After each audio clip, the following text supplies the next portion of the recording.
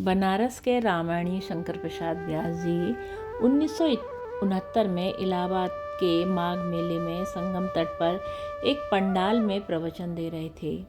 पंडाल श्रोताओं से खचाखच भरा था।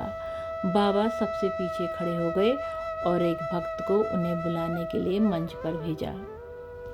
उस समय उनका प्रवचन खत्म हो चुका था। भक्त उनके पास गया और कहा कि आपको बाबा नीम करोरी याद कर रहे हैं। व्यास जी झल्लाए, कौन बाबा नीम करोरी?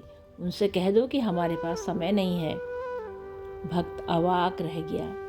व्यास जी के ऐसे रूखे व्यवहार की अपेक्षा उसे नहीं थी, लेकिन मंच पर ही विराजमान दुधारी बाबा ने व्यास जी को जब बाबा के बारे में बताया तो वो उस भक्त के साथ ही बाबा के पास आ गए। बाबा ने उन्हें देखते ही कहा, तू इतना बड़ा आदमी हो गया है कि तेरे पास समय ही नहीं है। व्यास जी अचंभित रह गए। वो समझ नहीं पाए कि इतने बड़े पंडाल के पीछे खड़े बाबा जी मंच पे हुई उनकी बातचीत कैसे सुन पाए। उसमें बाबा ने थोड़ा मुड़कर पीछे देखा और बोले, गाड़ी लेकर प्रभुदत्त आ रहा है, उससे कह देना कि हम नहीं चलेंगे। उस समय प्रभुदत्त जी की गाड़ी का दूर दूर तक पता नहीं था, लेकिन कुछ ही मिनटों बाद एक गाड़ी आखिर बाबा के पास आकर रुकी। उसमें से ब्रह्मचारी जी उतरे और बाबा का चरण स्पर्श किया।